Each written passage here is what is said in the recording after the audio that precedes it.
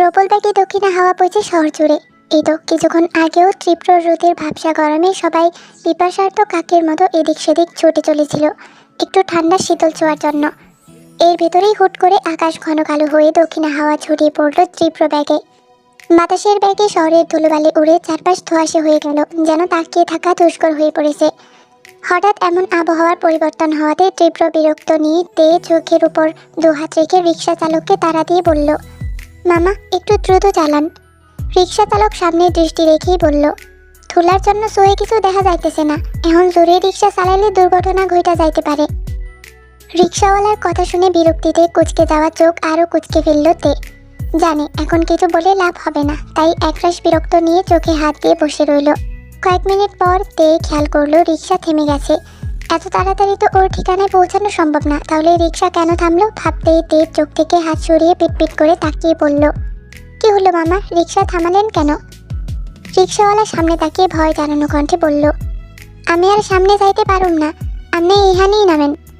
রিক্সাওয়ালার কথা শুনে তেয়ের মাথায় যেন বাজ পড়ল। দাঁত কটমট করে রিক্সা থেকে নেমে রিক্সাওয়ালার দিকে তাকিয়ে বলল, ফাজলামো শুরু করেছেন? মাঝ রাস্তায় এসে বলছেন আর যেতে পারবেন না? যেতে না পারলে রিক্সায় কেন উঠিয়েছেন? এখন এই মাঝ রাস্তায় আমি রিক্সা পাবো কোথায়? রিক্সাওয়ালা ভীত চোখে সামনের দিকে তাকিয়ে বলল, আমারে মাফ করবেন আম্মা, এখন আর সামনে যাওয়া সম্ভব না। এখন সামনে গেলে আমার রিক্সা হারাইতে হইব। এই রিক্সা দিয়ে আমার পেট চলে, এখন রিক্সা হারাইলে বউ বাচ্চা নিয়ে না খায় মরতে হইব। রিক্সাওয়ালার কথায় দিয়ে ভ্রু কুচকে বলল, রিক্সা হারাতে হবে মানে? রিক্সাওয়ালা সামনের দিকে তাকিয়ে ভয়ে ভয়ে বলল, সামনে জাঙ্কুক ভাইয়ারা আছে, মনে হয় কাউরে মারতাছে। এখন এই জায়গা দিয়া গেলে রাগের মাথায় জাঙ্কুক ভাইয়ের সাঙ্গপাঙ্গরা আমার রিক্সা ভাঙা ফেলাইব। রিক্সাওয়ালার কথায় তেজ সামনে তাকাতে দেখল কিছুটা দূরে অনেকগুলো ছেলেরা মিলে কয়েকটা ছেলেকে বেধরম হকি স্টিক দিয়ে পেটাচ্ছে। তাদেরকে কিছুটা চমকালো তে আশেপাশে খেয়াল করে দেখলো কোনো গাড়ি ওই দিকে আর যাচ্ছে না, সব গাড়ি উল্টো ঘুরে অন্য পাশে চলে যাচ্ছে। তে তাদেরকে ভ্রু কুচকে বলল, জাঙ্কুক কে? ওনাকে সবাই এভাবে ভয় পাচ্ছেন কেন? তের কথায় রিক্সাওয়ালা যেন আকাশ থেকে পড়লো। অবিশ্বাস্য চোখে তের দিকে তাকিয়ে বলল, জাঙ্কুক ভাইরে চিনেন না? এলাকায় নতুন? তে সম্মতি দিয়ে বলল, জি, আজই নতুন এসেছি এই এলাকায়। এই জন্যই জেনেন না, এই এলাকার ক্ষমতাবান লোক একজন উনি। মাথা সব সময় আগুন হইয়া থাকে, কখন কি করে নিজেও জানে না। সবাই তারে বাঘের মতো ডরায়। এই এলাকায় যেহেতু আইছেন, আস্তে ধীরে সব জানতে পারবেন। আমি আর এইখানে থাকতে পারতাম না। এই বলে তেকে কিছু বলার সুযোগ না দিয়ে রিক্সাওয়ালা গাড়ি ঘুরে এক টানে চলে গেল। তে হতবাক হয়ে তাকিয়ে রইল রিক্সাওয়ালার যাওয়ার দিকে। কিছুক্ষণ পর ঘুরে সামনে তাকাতে দেখতে পেল ছেলেপেলেগুলো এখনো মারামারি করে যাচ্ছে। তে ভয়ে ঢোক গেল। এখন এই মাঝ রাস্তায় দাঁড়িয়ে কি করবে বুঝতে পারল না সে। এলাকায় নতুন, শুধু একবার এসেছিল মায়ের সাথে কিছুদিন আগে বাসা দেখতে, তখন এই রাস্তা দিয়েই গিয়েছিল। আর যার জন্য তে জানা নেই এই নতুন এলাকায় অন্য কোনো রাস্তা দিয়ে যাওয়া যায় কিনা। তে এবার বিপাকে পড়ে গেল কি করবে তাই ভেবে। এদিকে আকাশের অবস্থাও খারাপ হচ্ছে, যে কোনো সময় ঝড়ঝড় করে বৃষ্টি নেমে আসবে প্রকৃতির বুকে। তে একবার ভাবলো ওর মাকে ফোন করবে, পরক্ষণে ভাবলো এখন ফোন করলে টেনশন করবে, সাথে বকাঝকা তো ফ্রি আছেই। এই এলাকায় আজ এই নতুন উঠেছে, তাই বাসার মালামাল নিয়ে তের মা আগে চলে গিয়েছে, বলেছে ওকে আবার নিতে আসবে। তখন তে পাকনামি করে বলেছিল একা যেতে পারবে, নিতে আসা লাগবে না। তখন পাকনামি করে একা আসতে পারবে বলার জন্য তের ইচ্ছে করছে নিজের মাথায় নিজে ফাটাতে। এখন কি করবে ভেবে পাচ্ছে না। আর কিছুক্ষণ এখানে এইভাবে শটান হয়ে দাঁড়িয়ে থাকবে। এদিকে আকাশের অবস্থাও ভালো না। তে কাঁদো কাঁদো ফেস করে বলল, সব বিপদ আজ একই দিনে আসা লাগলো। তে আরও কিছুক্ষণ স্তব্ধ হয়ে দাঁড়িয়ে রইল। ইতিমধ্যে গুড়ি গুড়ি বৃষ্টিও পড়া শুরু করে দিয়েছে। বৃষ্টি পড়া থেকে আটকে উঠে তে নিজের দিকে তাকালো। পরনে সাদা সালোয়ার কামিজ, এখন বৃষ্টিতে ভিজলে সর্বনাশ হয়ে যাবে। ভাবতে তে কি করবে দিশারা হয়ে গেল। তে কোনো দিশা না পেয়ে ভাবলো ছেলেগুলোর পাশ কাটিয়ে চলে যাবে, কিন্তু সাহসে কুলাচ্ছে না এতগুলো ছেলের পাশ কাটিয়ে যেতে। তার উপর ছেলেগুলো মারামারি করছে। বৃষ্টির বেগ ধীরে ধীরে বাড়তে লাগলো। তে আর কোনো উপায় না পেয়ে ভালো করে ওড়না গায়ে জড়িয়ে ভয়ে ভয়ে কদম ফেললো সামনের দিকে।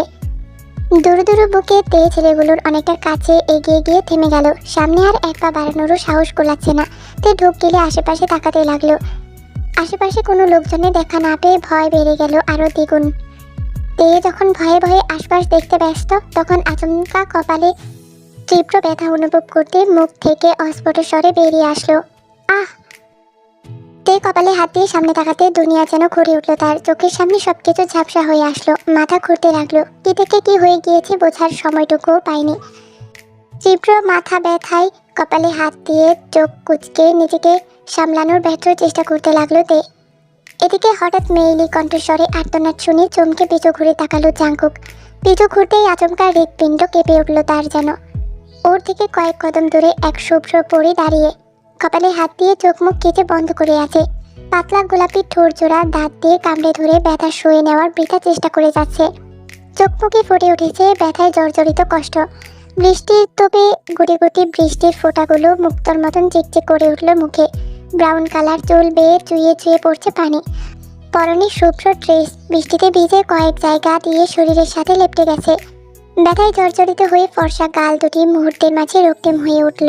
মুহূর্তের মাঝে থমকে গেল জাঙ্কুক। নিষ্পলকভাবে খুঁটিয়ে খুঁটিয়ে দেখছে ওর থেকে কয়েক কদম দূরে দাঁড়িয়ে থাকা শুভ্র মানবীয় অধিকারী মেয়েটার দিকে। এই মেয়ে, তুমি এখানে কোন সাহসে এসেছো?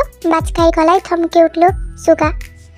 একেই তো তে দুনিয়া শুদ্ধ ঘুরছে, কপালে আঘাত লাগায় চোখ মুখে ঝাপসা দেখছে, তার উপর তখন বাজখাই গলায় ধমক খেয়ে কেঁপে উঠল অন্তরাত্মা। তে কাঁপা কাঁপা চোখে চোখ খুলতেই চোখের সামনে সব ঝাপসা হয়ে গেল। তে আবার চোখ বন্ধ করে চোখ খুলতে চোখের সামনে ধীরে ধীরে স্পষ্ট হলো একটা রক্তিম মুখশ্রী। রক্তিম মুখশ্রীর অধিকারী লোকটার চোখ জোড়া শীতল, কিন্তু তবু এই চোখ জোড়া দেখে সহসা বুক কেঁপে উঠল তের।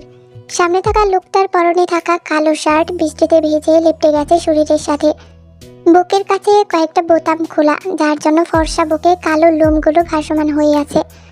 খাড়া নাক, রক্তিম চোখ, সব মিলিয়ে সামনে থাকা লোকটাকে কোনো দানবীয় মানুষ মনে হচ্ছে তের কাছে। তে ভয়ে ঢোক গিলল। তখন আবার বাজখাই কেউ বলে উঠল, এই মেয়ে, কথা বলছো না কেন? তে ফের ধমক খেয়ে আবারও কেঁপে উঠল। কণ্ঠ অনুসরণ করে পাশে তাকাতেই দেখতে পেল রাগে চোখে একটা ছেলে ওর দিকে তাকিয়ে আছে। তে কোনো কথা বলার শক্তি যেন খুঁজে পাচ্ছে না, ভয়ে অধর কাঁপতে লাগলো। সেই সাথে মাথায় তীব্র ব্যথায় চারপাশ ঘুরছে। তেকে কোনো কথা বলতে না দেখে র্যাপট্যাপ করে তাকিয়ে থাকতে দেখে সুগা ফের ধমক দিয়ে কিছু বলতে যাবে, তার আগে জাঙ্কুক হাতের ইশারায় সুগাকে চুপ থাকতে বলে কয়েক কদম তের কাছে এগিয়ে গেল। তে তা দেখে প্রাণ পাখি যায় যায় অবস্থা, ভয়ে কাঁপা কাঁপা পায়ে দু কদম পিছিয়ে গেল সে। জাঙ্কুক তের দিকে ভ্রু কুঁচকে কিছুক্ষণ তাকিয়ে দেখে রাশভারী কণ্ঠে বলে উঠল, এলাকায় নতুন? হঠাৎ এমন রাশভারী কণ্ঠ শুনে তে চমকে চোখ তুলে তাকাতে সামনে থাকা ছেলেটার চোখে চোখ পড়ে গেল। ওই রক্তিম চোখ পড়তে সহসা বুকের ভেতর কেঁপে উঠল ফের। সাথে সাথে তে চোখ সরিয়ে মাথা নিচু করে কাঁপা কাঁপা কণ্ঠে শুধালো, জি জি ভাইয়া। নতুন বলে ছেড়ে দিলাম। আজ যেই দুঃসাহস নিয়ে এখানে এসেছো, সেই দুঃসাহস দ্বিতীয়বার যেন না দেখাও। জাঙ্কুকের রাশভারী কণ্ঠে দেওয়া হুমকিতে তে মাথা নাড়িয়ে সম্মতি দিল, এমন দুঃসাহস আর দেখাবে না। কোন দিকে যাবে? তে এতক্ষণ কপাল চেপে রাখা হাত সরিয়ে সামনের দিকে অনামিকা আঙ্গুল তাক করে কাঁপা কাঁপা কণ্ঠে বলল, ওদিকে। তে কপাল থেকে হাত সরাতে জাঙ্কুকের চোখে পড়ল কপালের এক পাশ ফুলে উঠে লাল হয়ে আছে, যার মাঝে রক্ত জমাট বেঁধে গেছে। আর একটু হলেই কপাল ফেটে রক্ত বেরিয়ে আসতো। এখনো গুড়ি গুড়ি বৃষ্টি পড়তেছে। বৃষ্টির ফোঁটা এসে কপালে লাগতে তীব্র জ্বালায় চোখ মুখ কুঁচকে ফেলল তে। জাঙ্কুক নীরবে কিছুক্ষণ থেকে পর্যবেক্ষণ করে তাকালো ওর হাতে থাকা হকি স্টিকের দিকে। তখন নিচে পড়ে থাকা ছেলেটাকে মারার জন্য হকি স্টিক উপরে ওঠাতে আচমকা পিছনে কেউ চলে আসাতে পিচ বিলে বাড়ি খেয়ে গিয়েছে সে। ভাগ্য ভালো পিচ বিলে বাড়ি খেয়েছে, আর না হলে এই মেয়ের নরম মাথা সামনের বিলে বাড়ি খেলে নির্ঘাত দু ভাগ হয়ে যেত। জাঙ্কুক কাঁপতে থাকা সামনে ভীতু মেয়েটাকে পর্যবেক্ষণ করে তীক্ষ্ণ কণ্ঠে ডাকলো, মিনহো। মিনহু নামের ছেলেটা পিছন থেকে এক প্রকার দৌড়ে এসে জাঙ্কুকের পাশে দাঁড়িয়ে বলল, জি ভাই, রিক্সা ডেকে নিয়ে আয় একটা। জাঙ্কুকের কথায় চমকালো মিনহু, কিন্তু কিছু বলার সাহস হলো না, তাই মাথা নাড়িয়ে সম্মতি দিয়ে সামনে চলে গেল। কয়েক মিনিটের ব্যবধানে একজন রিক্সা চালককে ধরে নিয়ে আসলো। রিক্সাওয়ালার পরাণ পাখি যায় যায় অবস্থায় জাঙ্কুকের লোক তাকে ধরে নিয়ে আসায়। জাঙ্কুক এবং তাদের সাঙ্গপাঙ্গদের অত্র এলাকার সবাই রগে রগে চেনে, সেই সাথে সবাইকে বাঘের মতো ভয়ও পায়। আর এর একমাত্র কারণ হলো জাঙ্কুক, যার ভয়ে কেঁপে ওঠে এই এলাকার প্রতিটি লোক। সেখানে এই লোকের চেলাপেলাদের ভয় পাওয়াই স্বাভাবিক। রিক্সাওয়ালা জাঙ্কুকের কাছে আসতে রিক্সা থেকে নেমে জাঙ্কুকের পায়ের কাছে বসে ভয়ে জর্জরিত হয়ে বলল, ভাই বিশ্বাস করুন, আমি কিছু করি নাই, আমারে সাইরা দেন। আপনার লোক আমারে কেন ধরে আনছে বিশ্বাস করেন, আমি কিছু জানি না। আপনারা এই রোডে আসেন দেখা আমি এই রোডে ঢুকিও নাই ভাই, আমারে সাইরা দেন, আমি কিছু করি নাই ভাই। ওঠ, শক্ত কণ্ঠে পায়ের কাছে পড়ে থাকা লোকটার উদ্দেশ্যে বলল জাঙ্কুক। জাঙ্কুকের কথায় চমকালোতে বাপের বয়সের একটা লোক তার পায়ের কাছে পড়ে আকুতি করছে, আর এই লোক তাকে তুই বলে সম্বোধন করলো। কে এই লোক? এই কি তাহলে জাঙ্কুক, যার বই ওকে নিয়ে আসা রিক্সাওয়ালাও ওকে ফেলে রেখে পালিয়েছে? তের ভাবনার মাঝে জাঙ্কুক তের দিকে আঙুল তাক করে বলল, ওকে ওর ঠিকানায় পৌঁছে দিয়ে আয়। জাঙ্কুকের কথায় ততক্ষণে লোকটা যেন জীবন ফিরে পেল। তড়িঘড়ি করে জাঙ্কুকের পায়ের কাছ থেকে উঠে বলল, আচ্ছা ভাই। এ বলে রিক্সায় উঠে তের উদ্দেশ্যে বলল, উড়ে নাম্মা। তে কোনো কথা না বলে কাঁপা কাঁপা পায়ে রিক্সায় উঠে বসলো। তে উঠতেই লোকটা তড়িঘড়ি করে রিক্সা নিয়ে সেই জায়গা থেকে এক প্রকার ছুটে পালালো। চোখের পলকের মাঝে সবাইকে অতিক্রম করে চলে যাওয়ার সময় তের গা শিউরে উঠল নিচে তাকাতেই। নিচে কতগুলো ছেলে রক্তাক্ত অবস্থায় পড়ে আছে, আর তাদের পাশে কতগুলো ছেলে পেলে হাতে হকি স্টিক নিয়ে দাঁড়িয়ে আছে। কেন এই ছেলেদের মারা হয়েছে জানা নেই তের, কিন্তু যারা মেরেছে তাদের মনে কোনো মায়া দেওয়া নেই। এক কথায় পাষাণ। আর এই পাষাণ লোকদের লিডারই কি এই কালো শার্ট পরা ছেলেটা? রিক্সা চোখের আড়ালে হতেই সুগা চোখ বড় বড় করে তাকালো জাঙ্কুকের দিকে, যেন নিজের দুই চোখকে বিশ্বাস করতে পারছে না। সুগা একরাশ বিস্ময় নিয়ে জাঙ্কুকের দিকে তাকিয়ে বলল, এটা কি হলো? চোখে যা দেখেছিস তাই হয়েছে, নির্বিকারভাবে বলল জাঙ্কুক। সিরিয়াসলি জাঙ্কুক, তুই এই কাজ করেছিস? বিলিভ মি, আমি আমার নিজের চোখে বিশ্বাস করাতে পারছি না যে এই ছেলে কাউকে পরোয়া করে না, কারোর কষ্টে বা সুখে তার কোনো কিছুতেই যায় আসে না, কাউকে তুই তুকারি ছাড়া কথা পর্যন্ত বলে না। সেই ছেলে একটা মেয়েকে রিকশায় করে বাসায় পৌঁছে দেওয়ার কথা বলছে, তাও যেই মেয়ে তার কাছে ব্যাঘাত ঘটিয়েছে সেই মেয়েকে কিছু না বলে উল্টা বাসায় পৌঁছে দেওয়ার ব্যবস্থা করছিস। কাহিনী কি? ছেড়ে কাজ তো। পাশ থেকে ইউনো বলে উঠল, দোস্ত, বাই এনি চান্স তুই এই মেয়েটার প্রেমে পড়ে গেছিস নাকি? মামা, মেয়েটা আকাশ থেকে নেমে আসা জ্বলন্ত এক পরী, যেই কারো চোখ ধাঁধানোর জন্য এক পলক দেখাই যথেষ্ট। আর না হলে ভাব, জাঙ্কুকের মতো শক্ত হৃদয়ের অধিকারী ছেলের মন কয়েক মিনিটের ব্যবধানে কিভাবে গলিয়ে ফেললো। বলে উঠল লিন। মিনহু বলে উঠল, ভাই তাহলে কি আমরা ভাবির দেখা পেয়ে গেলাম? কি হলো, কথা বলছিস না কেন? বলে উঠল সুগা। জাঙ্কুক বিরক্ত নিয়ে সবার দিকে তাকিয়ে বলল, তোদের আজাইরা প্রশ্ন করা শেষ? যেই কাজে এখানে এসেছিস সেই কাজে মন দে। ইউনো বলে উঠল, এরা যেই মার খেয়েছে এক সপ্তাহ কেন, আগামী 1 মাসেও হসপিটাল থেকে ছাড় পাবে না। এবার আমাদের কথার অ্যান্সার দে। ভালো লেগেছে মেয়েটাকে খোঁজ নেব? শুধু একবার বল কি করা লাগবে। জাঙ্কুক বিরক্ত নিয়ে ইউনোর দিকে একবার তাকালো রনি, মিনহু আর কিছু ছোট ছেলেপেলের দিকে। ওদের দিকে তাকিয়ে নিচে পড়ে থাকা 5টা ছেলের দিকে তাকিয়ে বলল, এদের জায়গা মতো এদের ছেড়ে দিয়ে তোরা এখন যে যার বাড়ি যা, পরে দেখা হচ্ছে। ছেলেগুলো আচ্ছা ভাই বলে নিচে পড়ে থাকা ছেলেগুলোকে নিয়ে গাড়িতে তুলে সেই স্থান ত্যাগ করলো। ছোটরা যেতেই লিন বলে উঠল, মামা, মেয়েটা তোর ভালো না লাগলে ওই মেয়ে আমার। জাঙ্কুক এবার বিরক্তির শেষ সীমানায় চলে গেল যেন। জাঙ্কুক বিরক্ত নিয়ে বলল, যা খুশি কর, আমি গেলাম। এই বলে বাইকে উঠে গিয়ে বাইক স্টার্ট দিতে নিলে সুগা তড়িঘড়ি করে বলে উঠল, এই দাঁড়া, আমিও যাব। এই বলে বাইকের পেছনে যেয়ে উঠে বসতেই জাঙ্কুক আর কাউকে কিছু বলার সুযোগ না দিয়ে চোখের পলকে হাওয়ায় মিলিয়ে গেল। জাঙ্কুক যেতেই লিন বুকে হাত দিয়ে বলে উঠল, মামা, ওটা মেয়ে ছিল নাকি আকাশের পরী? আমি শিওর জাঙ্কুকের মতো শক্ত হৃদয় এত সহজে গলবে না। তাহলে এই মেয়ে আমার এখন। কোথাও লেখা আছে নাকি ওই মেয়ে তোর? দেখ ইউনো, খবরদার ওই মেয়ের দিকে ভুলেও নজর দিবি না। ওই মেয়ের জন্য যদি সত্যিই জাঙ্কুকের মনে জায়গা না হয়ে থাকে তাহলে তখন দেখা যাবে ওই মেয়ে কার হবে না হবে। আমিও দেখে নেব। জাঙ্কুকের পছন্দ না হলে আমি বাদে অন্য কারো হয় কিভাবে? আগে নিজের পুরনো গার্লফ্রেন্ডদের সামাল দে, তারপর নতুনদের দিকে নজর দে শালা।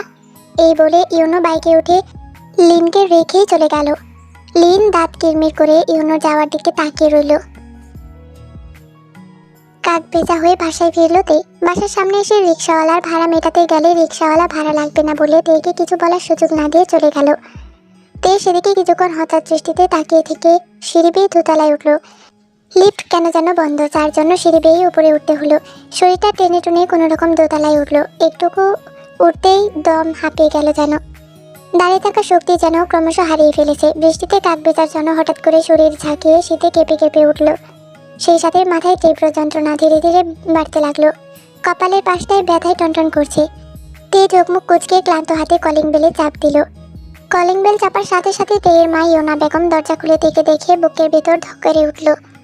বাইরে বৃষ্টি নামার পর থেকে তিনি সব কাজ ফেলে রেখে চিন্তিত হয়ে ড্রয়িং রুমে বসেছিলেন মেয়ের আসার অপেক্ষায়। তার চিন্তা বেড়ে কয়েক গুণ হয়ে গেল। তেকে দেখে কপালের এক পাশে লাল হয়ে আছে, বৃষ্টিতে তাক ভেজা হয়ে আছে, যেন চোখ খোলা দায় হয়ে পড়েছে মেয়েটার। ইউনা বেগম চিন্তিত হয়ে তের কাছে যেয়ে অস্থির হয়ে বলে উঠল, তে, এই অবস্থা কেন তোর? কপালে কি হয়েছে? কিভাবে আঘাত পেয়েছিস? আমার এই ভুল হয়েছে, তোকে একা রেখে আসা। কিভাবে এমন হলো দেখি। এই বলে হাত দিয়ে কপালের পাশটা পর্যবেক্ষণ করতে করতে তার চোখ জোড়া চিকচিক করে উঠল। তার বেঁচে থাকার একমাত্র সম্বল কলিজার টুকরা মেয়েটাকে একটা পিঁপড়া কামড় দিল, তার বুক কেঁপে ওঠে। সেখানে মেয়ে এত বড় আঘাত পেয়ে বাড়ি ফিরেছে, তার চোখে পানি চলে আসলো তাতে। তে এত যন্ত্রণার মাঝেও ম্লান হাসলো মায়ের বিচলিত ভাব দেখে। ও জানে ও একটু আঘাত পেলে সেই আঘাত ওর গায়ে না, যেন ওর জন্মদাত্রী এই মায়ের গায়ে লাগে। তে দুর্বল কণ্ঠে শুধালো, আম্মু পরে কান্নাকাটি করো, এখন আগে ভেতরে যেতে দাও, আমার প্রচুর শীত লাগছে। ইউনা বেগম আর কোনো প্রশ্ন না করে দ্রুত মেয়েকে নিয়ে ভেতরে গেলেন।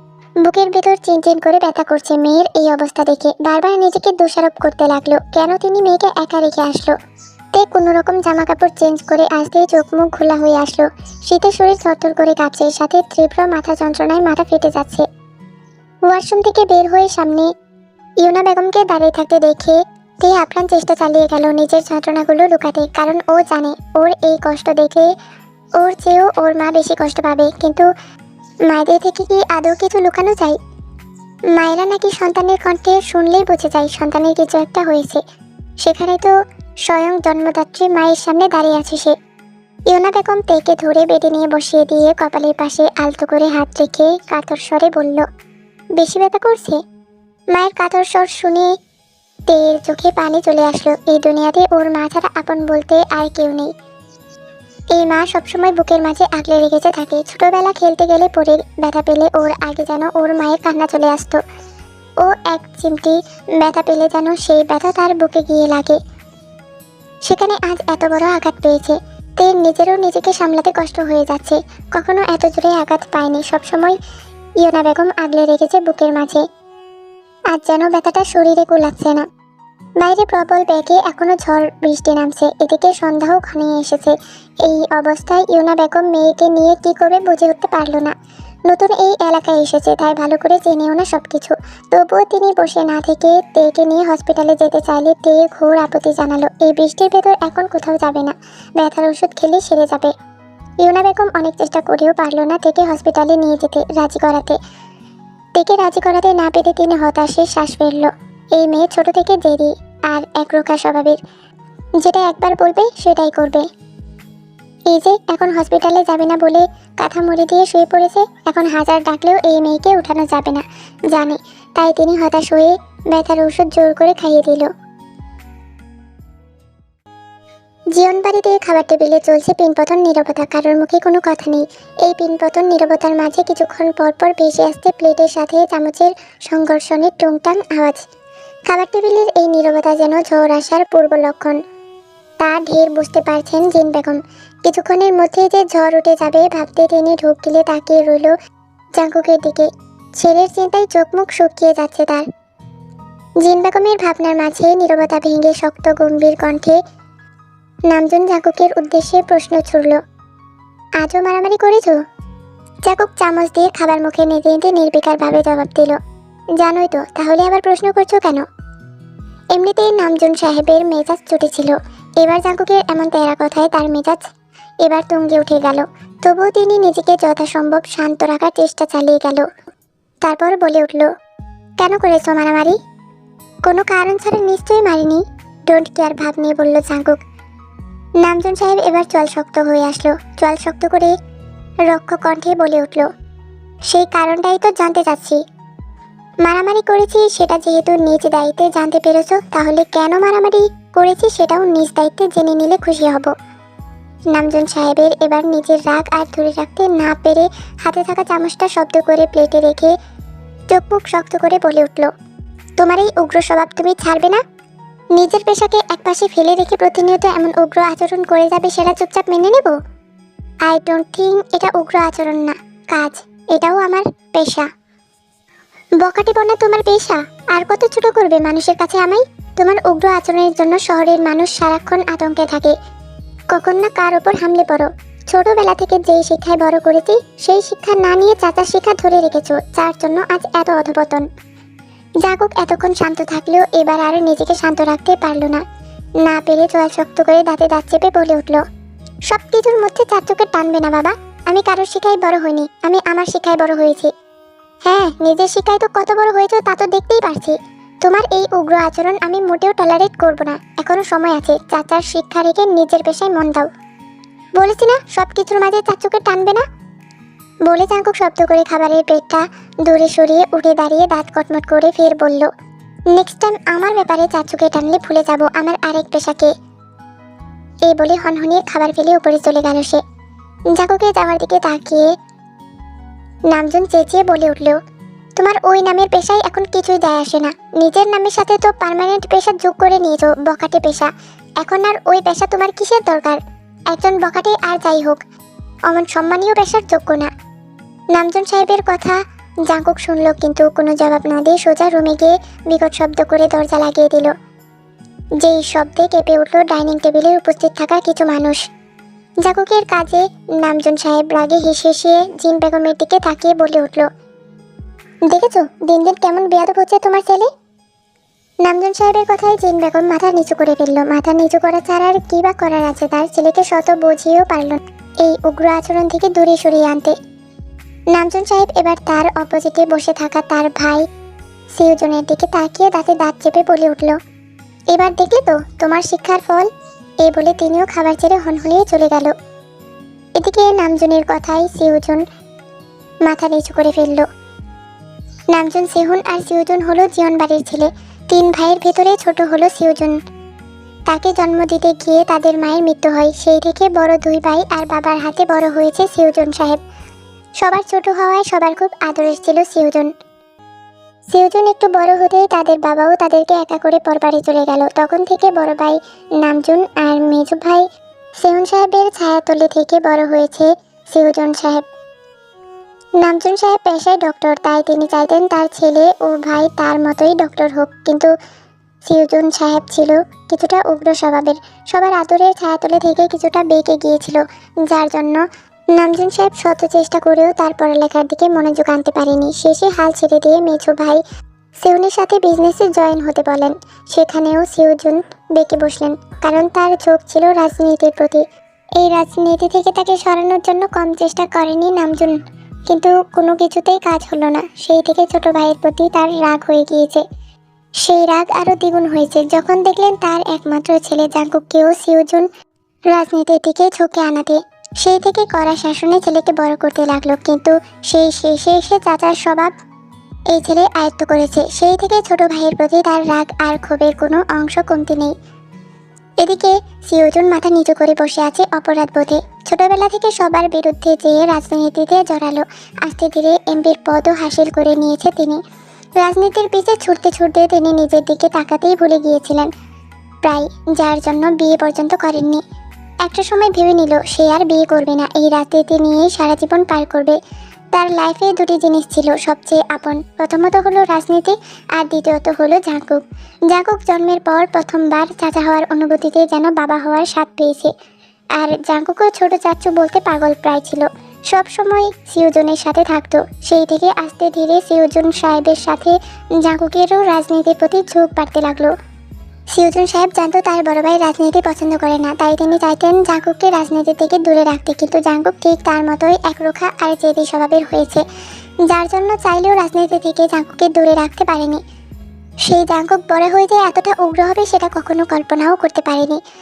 বাবার চাপে রাজনীতিতে জড়াতে না পারলেও রাজনীতির বাপ হয়ে উঠেছে যেন জাঙ্কুক এখন। সিউজন এমপি হলেও লোকে তাকে যতটা না ভয় পায় তার চেয়ে কয়েক গুণ বেশি ভয় পায় জাঙ্কুককে। তিনি কখনো চায়নি জাঙ্কুক তার মতো উগ্র স্বভাবের হোক, কিন্তু জাঙ্কুক তাকেও ছাড়িয়ে কয়েক ধাপ এগিয়ে আছে। ভাবতেই সিউজনের মাথা নিচু হয়ে যাচ্ছে, অপরাধ বোধ হয় তার জন্য তার ভাতিজা এতটা উগ্র স্বভাবের হয়েছে। সেহুন সাহেব সিউজনের নিচু মাথার দিকে কিছুক্ষণ তাকিয়ে দেখে শান্ত গলায় বলল, ভাইয়ের কথায় কষ্ট পাস না ছোট, ভাইয়ের মাথা ঠিক নেই এখন জাঙ্কুকের উগ্র আচরণ দেখে, তাই রাগের মাথায় এগুলো বলে ফেলেছে। সেহুনের কথায় সিউজন ছলছল চোখে তার দিকে তাকিয়ে ম্লান হেসে বলল, বড় ভাই ভুল কিছু বলেনি কথাটা। বলেই সিউজন চেয়ার থেকে উঠতে উঠতে জিন বেগমের উদ্দেশ্যে বলল, ভাবি জাঙ্কুকের খাবারটা আমার রুমে পাঠিয়ে দিও, আমি দেখছি। ওকে, এই বলে উপরে উঠে গেল। ছোট ভাইয়ের যাওয়ার পানে তাকিয়ে রইল সেহুন সাহেব। একটা দীর্ঘ নিঃশ্বাস ছেড়ে তিনিও খাওয়া ছেড়ে উঠে গেল। এখন গলা দিয়ে খাবার নামবে না, তাই তিনি উঠে জিসু বেগমের দিকে তাকিয়ে ছোট করে বলল, এক কাপ চা করে পাঠিও, মাথা ধরেছে। সেহুন সাহেব যেতেই জিসু বেগম জিন বেগমের কাছে গেল, যে চুপচাপ টেবিলের এক কোণে দাঁড়িয়ে আছে। জিসু বেগম তার কাছে যেয়ে কাঁধে আলতো করে হাত রেখে বলল, ভাবি এত টেনশন করবেন না, সব কিছু ঠিক হয়ে যাবে, আল্লাহ ভরসা। আপনি বসুন, খেয়ে নেবেন। দিন দিন না খেয়ে নিজের কি হাল করেছেন একবার দেখেছেন? জিন বেগম কাতর স্বরে বলল, জিসু তুমি খেয়ে নাও, আমি পরে খেয়ে নেব। আমি জাঙ্কুকের খাবারটা সেহুনের কাছে দিয়ে আসি। এই বলে খাবার বাড়তে নেবে, তখন জিসু বেগম তাকে খাবার বাড়তে না দিয়ে জোর করে খাবার টেবিলে বসিয়ে দিয়ে খাবার বেড়ে দিল তাকে খাওয়ার জন্য। জিন বেগম সম্পর্কে জিসু বেগমের বড় যা হলেও এদের মাঝে সম্পর্কটা ঠিক আপন বোনের মতো। একে একে সবাই খাবার ছেড়ে যাওয়ার পর এখন খাবার টেবিলে উপস্থিত রয়েছে শুধু জিন বেগম আর জিসু বেগম। তাদের অপোজিট পাশে জিসু বেগমের দুই জমজ সন্তান জেহুব আর আশা চুপচাপ বসে আছে। জেহুব আর আশা জাঙ্কুকের চেয়ে বছর খানিকের ছোট। এতক্ষণ যে তাণ্ডব বয়ে গিয়েছে তাতে টু শব্দটা না করলেও এবার বড় চাচির দিকে তাকিয়ে খুব খারাপ লাগলো জেহুবের, তাই গলা ঝেড়ে জিন বেগমের উদ্দেশ্যে বলল, বড় মা আগে নিজের দিকে খেয়াল দাও, কি অবস্থা করেছো নিজের। জাঙ্কুক ভাইয়ের চিন্তা একপাশে ফেলে দাও। ও দিন দিন যেই উগ্র হয়ে উঠছে, তোমার দিকে আছে ওর কোনো খেয়াল? আশা খাবার মুখে দিতে দিতে বলল, বড় মা জাঙ্কুক ভাইকে বিয়ে করিয়ে দাও, দেখবে বউ পেলে শুধরে যাবে, তখন তোমার মাথা থেকে চিন্তাও নেমে যাবে। জিন বেগম হতাশ শ্বাস ফেলে বলল, ছেলে কোনো কথা শুনলে তো বিয়ে দেব। আশা ফের বলল, বড় ভাইয়া খুবই অদ্ভুত, একসাথে দুটো পেশা হ্যান্ডেল করছে দেখো। একটা সবচেয়ে সম্মানীয়, আবার আরেকটা সবচেয়ে অসম্মানীয়। ছোট চাচু আর বড় চাচু দুজনের দেওয়া দুই রকম শিক্ষা একসাথে ধরে রেখেছে। আমার তো বিষয়টা দারুণ লাগে বলে দাঁত কেলিয়ে হাসলো। জেহুব আশার মাথায় গাঁটটা মেরে বলল, এত পক পক না করে চুপচাপ খা, তুই যেমন মাথা ভাঙ্গা তোর পছন্দ তেমন মাথা ভাঙ্গা। আশা দাঁত কটমট করে জেহুবের দিকে তাকিয়ে ঝগড়া বাজাতে যাবে, তার আগেই জিজু বেগম ধমকে উঠে বলল, এখন যদি দুইটাই আবার ঝগড়া লাগাস তাহলে মার একটাও নিচে পড়বে না। জিজু বেগমের ধমকে আশা ঠোঁট উল্টে জিন বেগমের দিকে তাকিয়ে বলল, বড় আম্মু দেখেছো আগে কে বাজিয়েছে, আমি কিছু বলতে গেলেই আম্মু এমন করে। আশার কথায় জিন বেগম বিস্মিত হেসে বলল, হ্যাঁ রে মেঝো, আমার মেয়েটার সাথে এরকম করিস কেন? হয়েছে, মেয়ের সাফাই গাওয়া লাগবে না, এবার খাওয়া শুরু করো। জেহুব আর আশার খুনসুটিতে সবার মন কিছুটা হালকা হলো। সবার খাওয়া হলে জিন বেগম দুইটা প্লেটে খাবার নিয়ে সিউজনের রুমে দিয়ে আসলো। সিউজন খাবার নিয়ে জাঙ্কুকের রুমের কাছে যেয়ে দরজা নক করলো। জাঙ্কুক দরজা না খুলে সিউজনকে বলল, আমাকে একা থাকতে দাও চাচ্চু। আমি যদি তোর শুধু চাচ্চু হতাম তাহলে একা থাকতে দিতাম, আমি তোর চাচ্চুর আগে বেস্ট ফ্রেন্ড, তাই একা ছাড়ছি না, জলদি দরজা খুল। তোর জন্য আমিও না খেয়ে চলে এসেছি, তাড়াতাড়ি দরজা খুল, ক্ষুধায় আমার পেটে ইঁদুর দৌড়াচ্ছে। জাঙ্কুক এবার দরজা খুলে দাঁত কটমট করে বলল, কি সমস্যা? তোকে বলতে হবে নাকি কি সমস্যা, সর সামনে থেকে। এই বলে সিউজন জাঙ্কুকের পাশ কাটিয়ে রুমে ঢুকে খাবার টেবিলের উপর রেখে জাঙ্কুকের পাশে এসে দাঁড়ালো। এদের দুজনের সম্পর্ক চাচা ভাতিজার হলেও আসল সম্পর্ক যেন বেস্ট ফ্রেন্ডের। এই বাসার ভেতরে একমাত্র সিউজনের কথা জাঙ্কুক যতটুকু মানে, এছাড়া কারোর কথা ধার ধারে না সে। তাই তো নামজুন সাহেবের অভিযোগ, সিউজন সাহেবের শিক্ষা পেয়েছে জাঙ্কুক। কথাগুলো ভেবে সিউজন জাঙ্কুকের পাশে বসে কাঁধে হাত রেখে বলল, এখনো রাগ কমেনি? জাঙ্কুক কিছুক্ষণ সিউজনের দিকে তাকিয়ে রেখে চোখ মুখ শক্ত করে বলল, চাচ্চু তোমার মনে হয় না বাবা একটু বেশি করে? সিউজন ম্লান হেসে বলল, বড় ভাই তোর ভালো চাই তাই ওরকম করে, ওগুলো বাদ দে, চল খেয়ে নিবি। আমার ভালো আমি দেখে নিতে জানি, আমার ভালো কাউকে দেখতে হবে না। আচ্ছা বাপ বাদ দে, এখন খেয়ে নিবি, কাল তো ডিউটি আছে তাই মাথা ঠান্ডা কর। জাঙ্কুক চোখে মুখে বৃতৃষ্ণা নিয়ে বলে উঠল, বোরিং ডিউটি। জাঙ্কুকের চোখ মুখের এক্সপ্রেশন দেখে সিউজন হো হো করে হেসে উঠল। তা দেখে জাঙ্কুক চোখ মুখ কুচকে বলে উঠল, আমার অসহায়ত্ব দেখে মজা নিচ্ছ? দাঁড়াও, আজ এই তোমার রাজনীতির 12টা বাজাবো আমি। জাঙ্কুকের কথায় সিউজন হাসি থামিয়ে চোখ পাকিয়ে বলল, আমাকে ব্ল্যাকমেল করছিস? দাঁড়া, বড় ভাইকে বলে তোর ডিউটি আরও বাড়ানোর ব্যবস্থা করছি আমি। ডিউটি বাড়ানোর কথা শুনে জাঙ্কুক চোখ মুখ খেয়েছে বলে উঠল, চাচ্চু।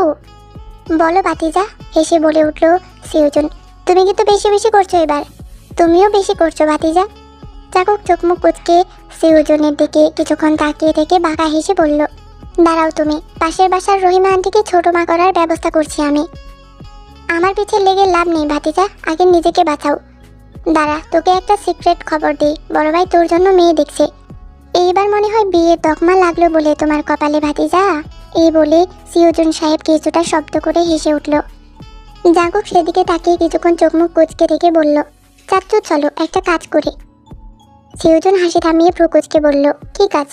চলো বাবাকে আরও একটা বিয়ে করিয়ে দেই। জাঙ্কুকের কথায় সিউজন বিষম খেয়ে চোখ কপালে উঠে গেল যেন। গোল গোল চোখে জাঙ্কুকের দিকে তাকিয়ে চেঁচিয়ে বলে উঠল, কি? শোনো আমার কথা, বাবা যেভাবে সারাদিন আমাদের পিছে বিচ্ছুর মতো লেগে থাকে, শুনেছি নতুন বউ পেলে পুরুষ মানুষ নাকি দিন দুনিয়া ভুলে যায়। এখন যদি নতুন বউ পেয়ে বাবা দিন দুনিয়া ভুলে একটু পিছু ছাড়ে, তাহলে তো আমাদের রাস্তা ক্লিয়ার, বুঝলে?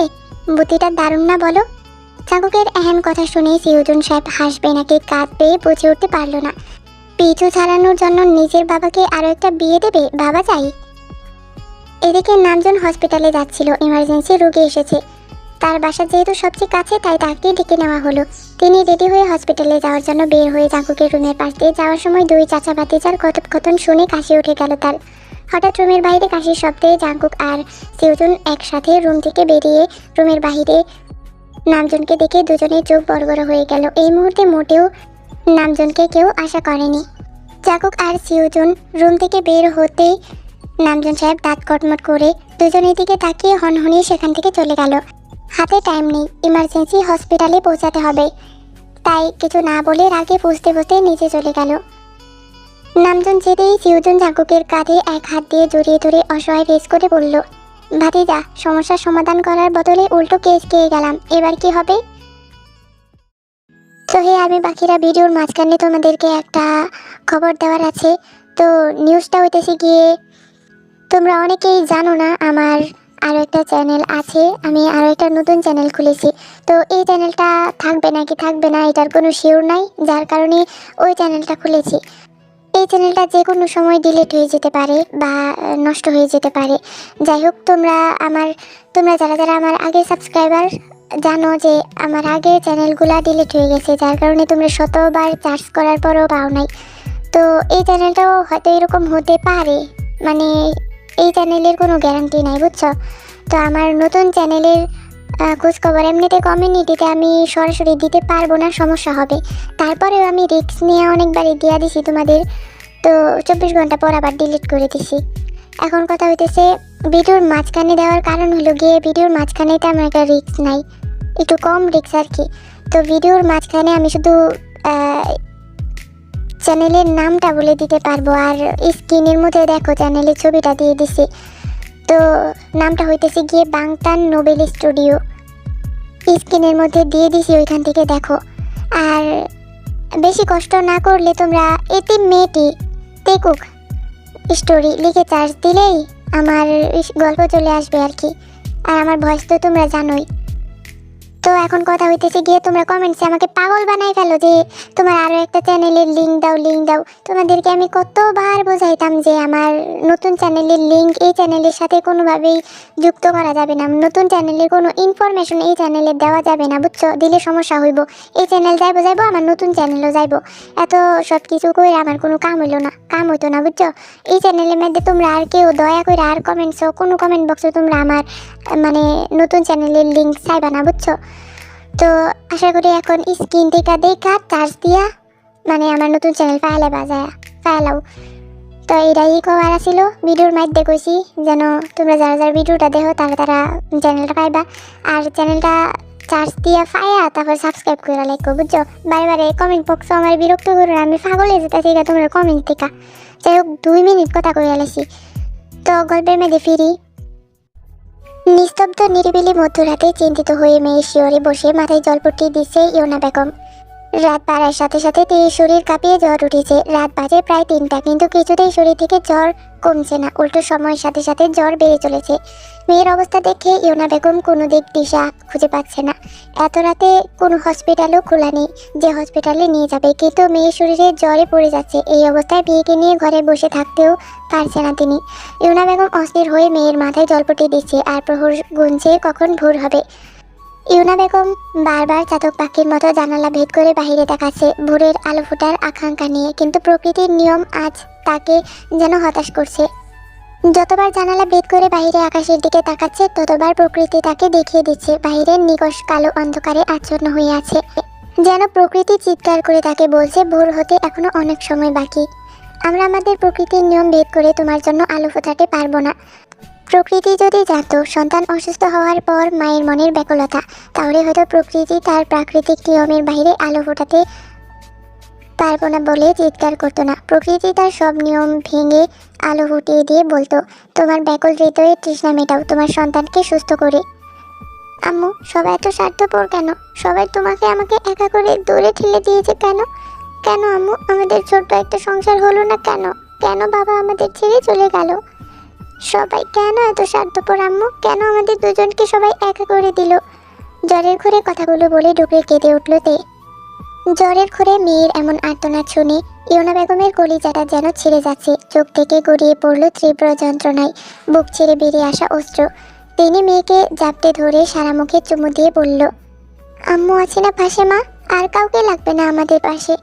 আমরা দুজন দুজনের পৃথিবী, আমাদের আর কাউকে লাগবে না আম্মু। এই স্বার্থপর পৃথিবীতে আমরা মা মেয়ে আমাদের পরিপূরক, আর কাউকে লাগবে না আমাদের। বলে তিনিও ডুকরে কান্না করে উঠল। মনে পড়ে গেল সেই কালো অতীতের কথা, যে অতীতটা ছিল কতটা নির্মম স্বার্থপর। তের যখন 7 বছর বয়স, তখন ওর বাবা তেল আরও একটা বিয়ে করে বাসায় আসে নববধূকে নিয়ে। নিজের স্বামীর আরেক বিয়ে করা দেখে ইউনা বেগমের পুরো দুনিয়াটা উলটপালট হয়ে গেল। সেই দিনের ঘটনা ততটাই যন্ত্রণাদায়ক ছিল, তবুও ইউনা বেগম সব যন্ত্রণা বুকে চেপে রেখে মেয়ের দিকে তাকিয়ে চেয়েছিল সতীনের সাথে সংসার করতে। কিন্তু এই চাওয়াটাও রাখল না টেল আর তার নববধূ। সেই দিনই টেল তাকে ডিভোর্স দিয়ে বের করে দেয় বাসা থেকে। সেদিন ইউনা বেগম আর তার ছোট নিষ্পাপ মেয়েটার পাশে ছিল না কেউ। ইউনা বেগমকে বাসা থেকে বের করার আগে শুধু অশ্রুসিক্ত নয়নে তাকিয়েছিল শাশুড়ির পানে, যাকে নিজের মায়ের মতো ভালোবেসে আগলে রেখেছিল। সংসারের পুরো ভার নিজের কাঁধে নিয়ে নিয়েছিল। নিজের জব, ছোট মেয়ে, তারপর এত বড় সংসার, সব কিছু এক হাতে সামলাতে হিমশিম খেয়ে যেত। তবু হাসি মুখে সব সামলে নিত। এত কিছুর পরও কারোর মন জয় করতে পারেনি তিনি। শেষে কেউ ছিল না ইউনা বেগমের পাশে। বুকের ভেতর তীব্র যন্ত্রণা নিয়ে মেয়েকে নিয়ে সবার থেকে দূরে চলল। ঢাকা শহর ছেড়ে পাড়ি জমালো সিলেটে। সেখানেই কাটিয়ে দিল 11 বছর। তে বড় হলো। এইচএসসি পাশ করার পর ঢাকা ভার্সিটিতে চান্স পেল, যার জন্য সিলেট থেকে ফের বাড়ি জমাতে হলো ঢাকা। ইউনা বেগম ব্যাংকের জব করেন, যার জন্য তিনিও ট্রান্সফার হয়ে ঢাকা আসলো। সিলেট থেকে প্রথমে এসে বাবার বাড়ি উঠল কিছুদিনের জন্য, তারপর সেখান থেকে বাসা ঠিক করে মেয়েকে নিয়ে পাড়ি জমালো এই নতুন জায়গায়। আজানের সমুদ্র ধ্বনিতে ভাবনা ছেদ ঘটল ইউনা বেগমের। তিনি মায়া ভরা দৃষ্টিতে তাকালো মেয়েটিকে। সারা রাত জ্বরে ছটফট করেছে, এখন শরীর থেকে একটু জ্বর ছেড়েছে, যার জন্য ঘুমিয়ে পড়েছে। ইউনা বেগম মেয়ের কপালে গভীরভাবে চুমু খেলেন। কিছুক্ষণ মেয়ের মাথায় হাত বুলিয়ে দিয়ে উঠে নামাজ আদায় করে নাস্তা বানাতে কিচেনে গেলেন, যাতে মেয়ের ঘুম ভাঙতে কিছু খাইয়ে সকাল সকাল হসপিটালে নিয়ে যেতে পারেন। তীব্র রোদের ঝলকানিতে পিটপিট করে চোখ খুলল তে। চোখ খুলে আস্তে ধীরে মনে পড়ল কাল রাতের কথা। জ্বরের ঘরে কি করেছে আবছা আবছা মনে আসতেই রুমের চারদিকে চোখ বুলিয়ে ইউনা বেগমকে খুঁজতে লাগলো। তখন রুমে প্রবেশ করতে করতে ইউনা বেগম বলে উঠল, উঠে পড়েছ? এখন শরীর কেমন লাগছে দেখি। এই বলে ইউনা বেগম তেয়ের পাশে বসে কপালে গলায় হাত দিয়ে জ্বর চেক করতে লাগলো। রাতের মতো এত বেশি জ্বর না থাকলেও মোটামুটি ভালোই জ্বর আছে এখনো শরীরে। ইউনা বেগমকে কাছে পেয়ে তে তার কোলে মাথা দিয়ে 2 হাত নিয়ে কোমর জড়িয়ে ধরে শুলো। কেন যেন মায়ের এই কোলে অন্যরকম এক ওম থাকে, যেখানে মাথা রাখলে সব খারাপ লাগা মুহূর্তের মাঝে ভ্যানিশ হয়ে যায়। ইউনা বেগম তেয়ের মাথায় হাত বুলিয়ে দিতে দিতে বলল, এখন উঠতে হবে আম্মা, কিছু খেয়ে ডক্টরের কাছে যেতে হবে। কাল আমার কথা শুনলে সারা রাত এত কষ্ট পাওয়া লাগতো, এখন কথা না শুনে সারা রাত কে কষ্ট পেল শুনি। দেখেছো এবার মায়ের কথা না শোনার ফল? ইউনা বেগমের কথায় তে ঠোঁট উল্টে ইউনা বেগমের দিকে তাকিয়ে বলল, আম্মু এখনো বকা দেওয়া লাগবে তোমার? মেয়ের এমন বাচ্চাদের মতো ঠোঁট উল্টাতে দেখে ইউনা বেগম হেসে ফেললেন। তিনি হেসে তের গাল টেনে দিয়ে বলল, বকা দিলাম কোথায়? বকা খাওয়া এখনো অনেক বাকি। আগে সুস্থ হও, তারপর দেখবে বকা কাকে বলে। এখন কথা না বাড়িয়ে চুপচাপ উঠেন, আম্মাজান হসপিটালে যেতে লেট হয়ে যাচ্ছে। তে ইউনা বেগমকে গভীরভাবে জাপটে ধরে খুব জানানো কণ্ঠে বলল, উঠতে ইচ্ছা করছে না, থাকে না আর একটু তোমার কোলে? জানো আম্মু, আমার মনে হয় এই পৃথিবীর সব সুখ তোমার এই কোলের মাঝে লুকিয়ে আছে। এত ভালো কেন লাগে এখানে? মেয়ের কথা ইউনা বেগম মুচকে আসলেন, তারপর নুয়ে মেয়ের মাথায় চুমু দিয়ে বলল, যখন তুমি মা হবে তখন বুঝবে মায়ের কোলে এত সুখ থাকে কেন। আর জলদি এবার উঠো, ফ্রেশ হয়ে কিছু খেতে হবে। ইউনা বেগমের কথায় দিয়ে ইউনা বেগমের কোমর ছেড়ে দিয়ে কাঁদো কাঁদো ফেস করে ঠোঁট উল্টে তাকালো ইউনা বেগমের দিকে। তা দেখে ইউনা বেগম বলে উঠল, কি হয়েছে? তে কাঁদো কাঁদো হয়ে বলল, আমি বিয়ে করব না। তের কথায় ইউনা বেগম ফের হেসে তের নাক টেনে দিয়ে বলল, ওলে আমার বাচ্চাটা। আচ্ছা বিয়ে করতে হবে না, এবার তাড়াতাড়ি উঠেন আম্মাজান, লেট হয়ে যাচ্ছে। এই বলে থেকে আস্তে ধীরে উঠে বসালো। উঠে বসতে মাথায় যন্ত্রণা, চোখ মুখ খিচে বন্ধ করে ফেললো। তে কপালের কাজটা ব্যথায় টনটন করছে। কিছু সময় নিয়ে তে নিজেকে স্বাভাবিক করে মনে মনে একটা গালি দিল সেই জাঙ্কুক নামের দানবীয় শক্তির অধিকারী দানবটাকে, যে ওকে এত বড় আঘাত দিল। এত জোরে কেউ মারে? শালা জীবনেও বউ পাবি না তুই। আমার কাছে যদি কখনো দানবীয় শক্তি আসে তাহলে সবার আগে তোর মাথা ফাটাবো আমি, দেখে নিস। কথাগুলো মনে মনে ভেবে তে ইউনা বেগমের সাহায্যে ফ্রেশ হয়ে আসলো। ফ্রেশ হতে ইউনা বেগম জোর করে থেকে একটু খাইয়ে দিয়ে রেডি হয়ে হসপিটালের উদ্দেশ্যে মেয়েকে নিয়ে বের হয়ে পড়লো। বাসার কাছেই একটা হসপিটালে আসলো। হসপিটালে এসে সিরিয়াল কেটে ওয়েটিং রুমে অপেক্ষা করতে লাগলো। সিরিয়ালের অপেক্ষা করতে করতে 20 মিনিট পেরিয়ে গেল, কিন্তু এখনও সিরিয়াল আসছে না দেখে তেয়ের চোখ মুখ বিছনায় ভরে গেল। শরীর ভালো না থাকলে যেখানে শোয়া থেকেও উঠতে ইচ্ছা করে না, সেখানে 20 মিনিট যাবৎ বসে আছে। এর চেয়ে খারাপ লাগার আর কি হতে পারে? অসুস্থ শরীর নিয়ে হসপিটালে এমন বসে থাকতে হয়। এই জন্য তেয়ের সবচেয়ে অপছন্দ হলো হসপিটালে আসা। মায়ের জোড়াজোড়িতে বাধ্য হয়ে হসপিটালে আসা, আর না হলে এই বোরিং প্লেসে ভুলেও আসতো না তে। এদিকে ক্রমশ মাথা ব্যথা যন্ত্রণা বাড়ার সাথে জ্বরও বাড়ছে। তে ঠোঁট উল্টে বারবার ইউনা বেগমকে বলতে লাগলো বাসায় চলে যাবে, আর ইউনা বেগম সান্ত্বনা দিতে লাগলো আর একটু সময়। অবশেষে সব অপেক্ষার অবসান ঘটিয়ে আরও 10 মিনিট পরে নার্স ডেকে উঠল তেকে। তে মাথার যন্ত্রণায় চোখ বুঝে ইউনা বেগমের কাঁধে মাথা রেখে বসেছিল। তখন হঠাৎ নিজের নাম শুনে চমকে চোখ তুলে তাকালো। কেন ওকে ডাকা হচ্ছে বুঝতে কিছুটা সময় লাগলো। ইউনা বেগম থেকে উঠিয়ে সামনের টেবিলের দিকে পা বাড়ালো। সামনে কাছের দরজা ভেদ করে এক পা রাখতে চোখ তুলে সামনে তাকাতে এক ঝটকা খেলো তে। হসপিটালে এসে এমন ঝটকা খাবে কল্পনাও করেনি। এ কীভাবে সম্ভব? পরক্ষণেই চোখে ফুল দেখছে ভেবে তে 2 হাত দিয়ে চোখ কচলে আবারও সামনে তাকালো। না, এবারও একই দেখছে। হঠাৎ হাতে টান পেতে তে সম্বিত পেয়ে পেল। হাতের দিকে তাকাতেই দেখতে পেল ইউনা বেগম ওর হাত ধরে সামনের দিকে পা বাড়াচ্ছে। তে হাতের থেকে চোখ সরিয়ে আবারও সামনে তাকালো, সাথে সাথে পুরো শরীর কেঁপে উঠল। সামনে এগোতে থাকা প্রতিটি কদমে বুকের ভেতর ধকধক করে উঠল। ডাক্তারের চেয়ারে বসা কালো শার্টের উপরে সাদা অ্যাপ্রন পরা দানবীয় মানুষটাকে চিনতে সময় লাগলো না তের। এই সেই দানবীয় মানব যার হাতে বাড়ি খেয়ে আজ ওর এই অবস্থা। কিন্তু এ কিভাবে সম্ভব? সেই ছেলে তো গুন্ডা মস্তান, যাকে দেখলে সবাই ভয় পায়। তে তো নিজের চোখে দেখেছে কাল বেধরম পেটাতে ছেলেগুলোকে, যার শরীরে দানবের মতো শক্তি। আর সেই দানবই তেকে আঘাত করেছে। তাহলে সেই দানব ডক্টরের জায়গায় কি করে আসলো? তের মাথায় আসছে না। তে বারবার মনে হচ্ছে ও চোখে ভুল দেখছে। তে এবার খুঁটিয়ে খুঁটিয়ে দেখতে লাগলো চেয়ারে বসা ডাক্তারের দিকে। সামনে থাকা ডাক্তার কিছু একটা লিখছে, যার দৃষ্টি টেবিলের উপর সীমাবদ্ধ। চোখে চিকন ফ্রেমের চশমা, চুলগুলো যত্ন করে উল্টে পিছু করে রাখা, ফর্সা গায়ের রং, গলায় ঝুলছে স্টেথোস্কোপ। সব কিছু খুঁটিয়ে খুঁটিয়ে দেখে তে এবার মনে হলো ও আসলে চোখে ভুল দেখছে, কারণ কালকে দেখা সেই হিংস্র মানবের সাথে ফেসের মিল থাকলেও অন্য সব কিছু আলাদা। কালকে দেখা জাঙ্কুক নামের হিংস্র মানবের চোখ ছিল পিছাচের মতো লাল, উস্কো খুস্কো চুল, চোখে ছিল না কোনো চশমা।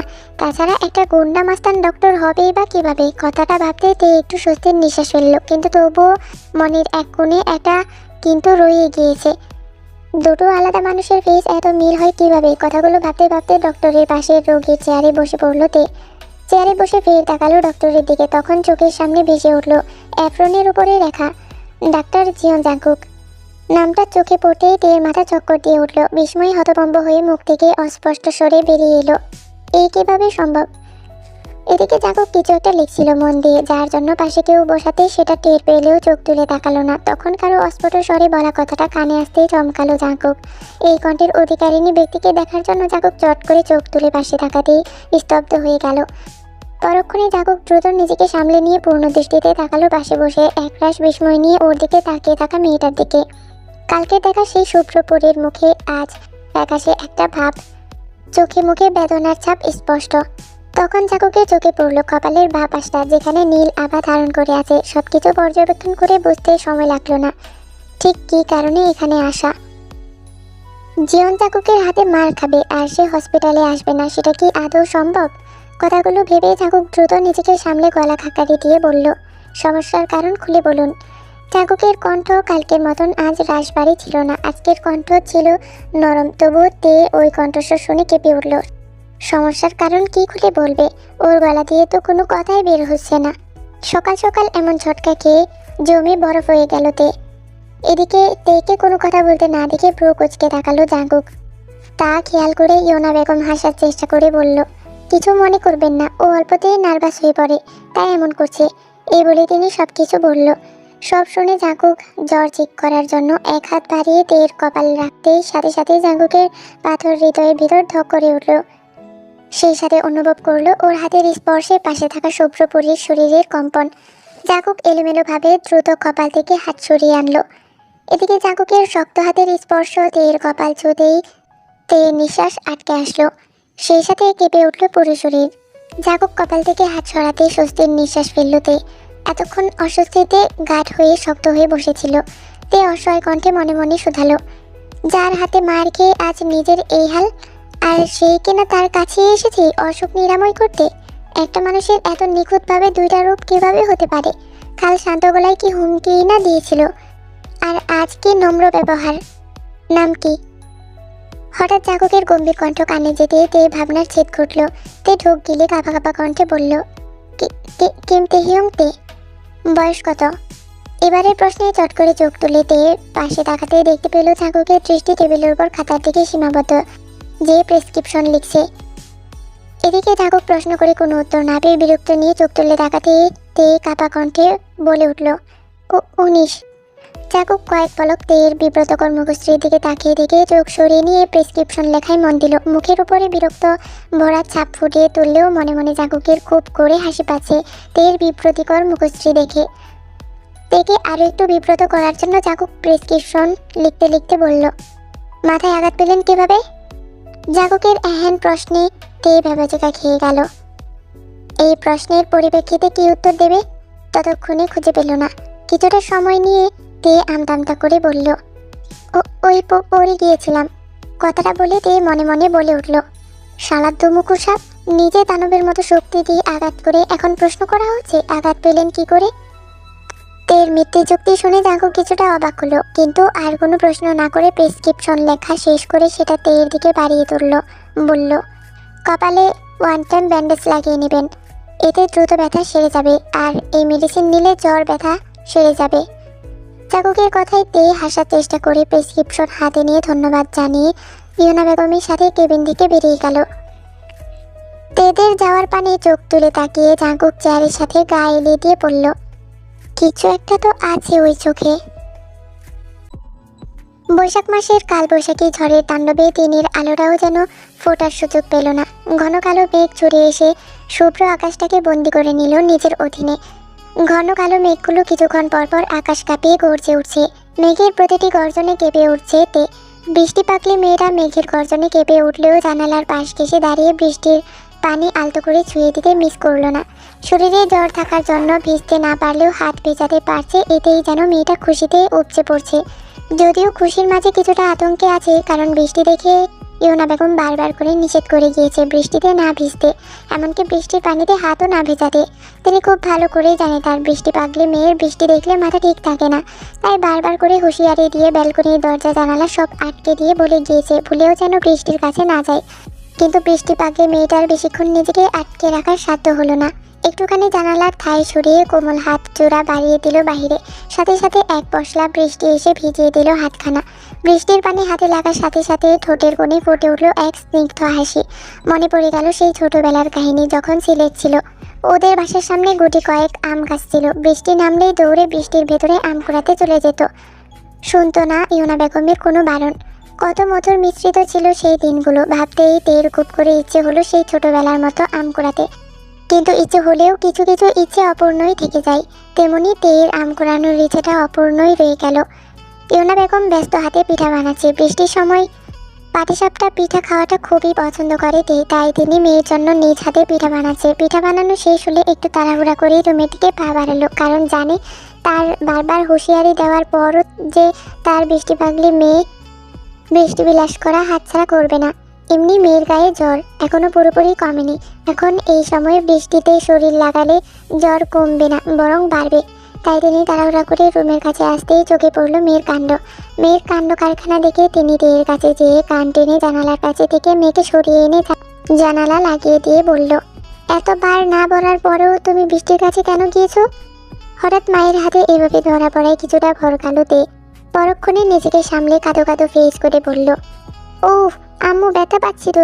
এইভাবে কেউ কান ধরে ছাড়ো না। মারছে না? এতবার না করার পরেও কেন বৃষ্টির কাছে গেলে? তে ইনোসেন্ট ফেস করে বলল, চেষ্টা করেছি তো নিজেকে আটকানোর, কিন্তু শেষ পর্যন্ত নিজেকে আটকাতে পারিনি। ইউনা বেগম তের কান ছাড়তে ছাড়তে বলল, বৃষ্টি দেখলে তোমার মাথা ঠিক থাকে না জানি, তাই বলে নিজের শরীরের দিকেও তো তাকাতে হবে আম্মা। এমনি জ্বর এখনো পুরোপুরি সারেনি, সেদিকেও তো খেয়াল দিতে হবে। জ্বর না থাকলেও তুমি বৃষ্টিতে ভিজতে দাও না আমাকে।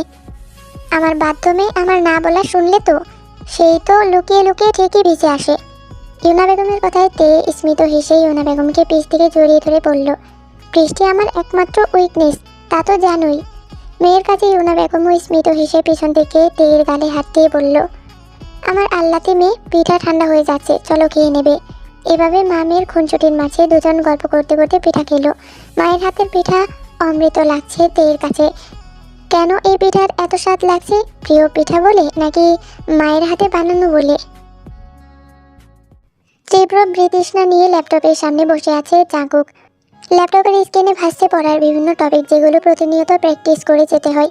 কোনো জিনিসে নিজের আগ্রহ না থাকলে, সেটা বাধ্য হয়ে করা লাগলে, সেই জিনিসটা বিষের চেয়েও বেশি বিষাক্ত লাগে। ডক্টর হওয়ার কোনো ইচ্ছাই ছিল না জাঙ্কুকের, কিন্তু বাবার চাপে পড়ে ডাক্তারি পড়া কমপ্লিট করতে হলো।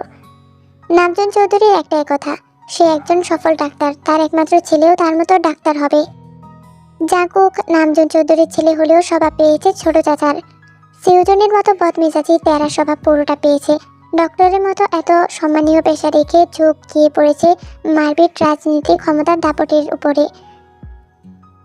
নামজন সাহেব সিউজন সাহেবকে এই রাজনীতি থেকে বের করে আনতে না পারলেও ছেলেকে কড়াই গন্ডায় শাসন করেছে, যাতে ছেলের একমাত্র লক্ষ্য থাকে ডক্টর হওয়ায়। কিন্তু এই ছেলে তার চাপে পড়ে ডক্টর হলেও সেই ক্ষমতার দাপটের ঝোঁকও ধরে রেখেছে। একসাথে দুটো পেশা প্রতিনিয়ত হ্যান্ডেল করছে, যার জন্য বাপ ছেলের ভেতরে এখন সম্পর্ক হলো সাপে আর নেউলে। এই তো 1 বছর হলো ডাক্তারি পদের জার্নি জাঙ্কুকের। প্রাইভেট হসপিটালে অর্ধেক শেয়ারে আছে। নিজস্ব হসপিটাল থাকায় নামজন সাহেবের কাছে জাঙ্কুক শর্ত জুড়ে দিল, সপ্তাহে 2 দিনের বেশি ডিউটি করতে পারবে না। যদি 2 দিন ডিউটির ব্যবস্থা না করে, তাহলে ডাক্তারি পেশা ছেড়ে দেবে। যেহেতু জাঙ্কুকের ডাক্তারি পেশার চেয়ে ক্ষমতা দাপট রাজনীতির উপরে ঝোঁক বেশি, তাই ওর শর্ত না মেনে নিলে সত্যি ডাক্তারি পেশা ছেড়ে দিতে এই ছেলে 2 বারও ভাবে না। তাই নামজন সাহেব জাঙ্কুকের ডিউটি সপ্তাহে 2 দিন দিল। ডক্টররা নিজের ইচ্ছে মতো যে কয়েকদিন খুশি ডিউটি নিতে পারে কিনা আমার জানা নেই। গল্প সাজানোর জন্য এরকমটা লিখেছি, তাই আশা করি কেউ বাস্তবের সাথে মিলিয়ে ভুল করবেন না। এটা একটা কাল্পনিক গল্প, তাই এটাকে বাস্তবতার সাথে কেউ মিলাবেন না। তো আর্মিস এই কথাটা লিখে কাপড় ছিল। তো গল্পে ফিরি। সপ্তাহে 2 দিন ডিউটি করতেও বেজায় বিরক্ত জাঙ্কুক। যে 2 দিন ডিউটি থাকে, সেই 2 দিন আড্ডাবাজি মারপিট দাপট কিছুই করতে পারে না। পুরো 2 দিন হসপিটালের পেছনে দেওয়া লাগে, যার জন্য বেজায় বিরক্ত জাঙ্কুক। পরপর 2 দিন ডিউটি করে এমনই মেজাজ ঠিক নেই। তার উপরে সকাল থেকে একাধারে বৃষ্টি নেমেই চলেছে, তাতে মেজাজ তুঙ্গে উঠেছে জাঙ্কুকের। এই হুটহাট বৃষ্টির জন্য খুবই অসন্তুষ্ট ছেলেটা। এমনি বৃষ্টি খুবই বিরক্তকর ওর কাছে। এই বিরক্ত আরও বেড়ে গেল 2 দিন ডিউটির পর আজ ওদের ক্লাবে যাবে, তাও বৃষ্টির জন্য যেতে পারছে না বলে। জাঙ্কুকের ভাবনার মাঝে জিন বেগম এসে জাঙ্কুকের পাশে বসলো। হঠাৎ মাকে দেখে জাঙ্কুকের বিরক্ত ভরা মুখের আদল শীতল হয়ে গেল। তাকালো মায়ের স্নিগ্ধ মুখ পানে। আগের চেয়ে চোখ মুখ শুকিয়ে গেছে। আগের মতো হাসি খুশি মাখা মুখটা এখন আর দেখার সুযোগ হয়ে ওঠে না তার। আগের মতো মায়ের সাথে মন খুলে কথা বলা হয় না। জাঙ্কুক মায়ের ফ্যাকাশে মুখটার দিকে তাকিয়ে মৃদু হাসার চেষ্টা করে বলল, কিছু বলবে? জিন বেগম ম্লান হেসে জাঙ্কুকের মাথায় হাত বুলিয়ে দিয়ে বলল, তোর পছন্দের মাংস ভুনা আর খিচুড়ি রান্না করেছি, খাবি চল। মনে আছে আগে বৃষ্টি নামলেই বাইনা ধরতি মায়ের হাতের মাংস ভুনা দিয়ে খিচুড়ি খাওয়ার? এখন তো আমার ছেলে বড় হয়ে গিয়েছে, তার বায়না ধরার বয়স নেই, তাই নিজেই রান্না করে ফেললাম। শেষের কথাগুলো অভিমান কণ্ঠে বলে উঠল জিন বেগম। মায়ের অভিমানী কণ্ঠে বলা কথাগুলো শুনে জাঙ্কুক ম্লান হেসে আচমকা জিন বেগমের কোলে মাথা রেখে শুয়ে পড়ল। কিছুক্ষণ চুপ থেকে জাঙ্কুক ধীর গলায় শুধালো, খুব বেশি কি পরিবর্তন হয়ে গিয়েছে তোমার ছেলেটা? জিন বেগম জাঙ্কুকের মাথায় হাত বুলিয়ে দিতে দিতে জাঙ্কুকের কথাটা এড়িয়ে গিয়ে বলল, খাবার ঠান্ডা হয়ে যাবে, চলো খেয়ে নেবে। মায়ের বিষয়টা এড়িয়ে যেতে দেখে ফের স্মিত হেসে জাঙ্কুক নীরবে কিছুক্ষণ তাকিয়ে রইল মায়ের অভিমানী মুখটার দিকে, কিন্তু কিছু বলল না। কিছুক্ষণ পর জাঙ্কুক জিন বেগমের কোল থেকে উঠে শান্ত গলায় বলল, চলো। জিন বেগম বেড থেকে উঠে নেবে তখন জাঙ্কুক কোমল স্বরে ডেকে উঠল, মা। ছেলেটাকে চকিত দৃষ্টি তুলে তাকালো জিন বেগম। আজ এতদিন পর ছেলের এমন কোমল স্বরে মা ডাকায় তার চোখ জোড়ে চিকচিক করে উঠল। জাঙ্কুক জিন বেগমকে একপাশে থেকে জড়িয়ে ধরে বলল, আমার জন্য এত বেশি টেনশন করবে না। নিজের কি অবস্থা করেছো একবার দেখেছো? আমি তোমার সেই ছোট্ট জাঙ্কুক ছিলাম, আছি আর থাকবো। একদম টেনশন করবে না, ওকে? ছেলের কথায় জিন বেগম অশ্রুসিক্ত নয়নে মাথা তুলালো। আজ কতগুলো দিন পর ছেলে তার সাথে ঠিকভাবে কথা বলছে, এতেই তিনি খুশি। সব সময় বাবা ছেলের ভেতরে হাড্ডাহাড্ডির লড়াই বেঁচেই থাকে, যার পুরো ঝড়ঝাপটা প্রভাবটা এসে পড়ে তার উপরে। স্বামীর কথা শুনে ছেলেকে এই পেশা ছেড়ে দিতে বললে ছেলে রেগে যেত, আর ছেলেকে কিছু না বললে স্বামী রেগে বোম হয়ে থাকতো। সব মিলিয়ে সব সময় সংসারে অশান্তি লেগেই থাকতো। আজ অনেকদিন পর ছেলেকে কোমল স্বরে কথা বলতে দেখে তার খুশিতে যেন আত্মহারা হয়ে যাওয়ার উপক্রম। এতদিন পর মুখে হাসির রেখা টেনে তিনি ছেলেকে নিয়ে নিচে চলে গেল ছেলের পছন্দের খাবার ছেলেকে মন ভরে খাওয়াতে।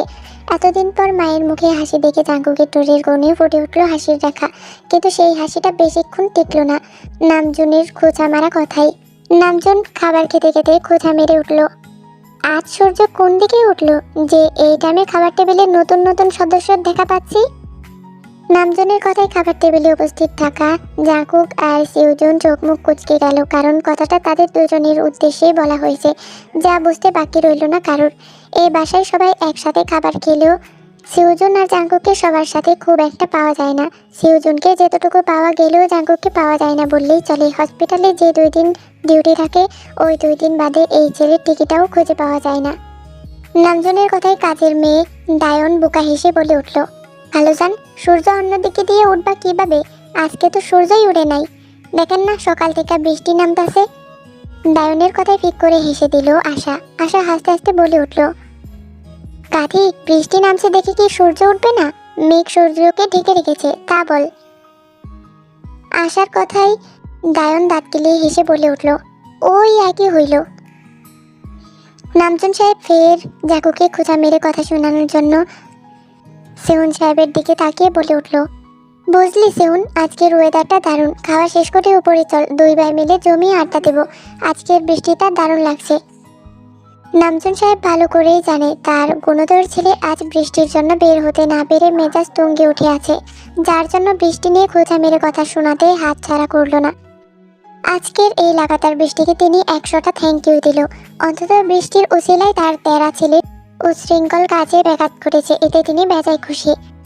নামজন সাহেবের এমনি খোঁচা মারা কথায় প্রথমে জাকুব বিরক্ত হলেই পরক্ষণে বাঁকা হেসে বলে উঠল, শুনেছি মানুষ নতুন নতুন প্রেমে পড়লে নাকি তার কাছে বৃষ্টিও অমৃত লাগে। আকস্মিক জাকুবের কথায় নামজনের গলায় খাবার আটকে মস্তকে উঠে গেল। নামজনের এমন হঠাৎ কাশি উঠাই জিন বেগম দ্রুত তার দিকে পানি বাড়িয়ে দিয়ে জাঙ্কুকের দিকে তাকিয়ে ইশারায় চুপ থাকতে বলল। পানিকে স্বাভাবিক হতে নামজুন দাঁত কটমট করে তাকালো জাঙ্কুকের দিকে। এই ছেলেদের সবার সামনে এমন কথা বলবে কুশপিন কালেও ভাবেনি তিনি। এদিকে বাপ ছেলের কাছে উপস্থিত সবাই মিটমিটিয়ে হাসতে লাগলো।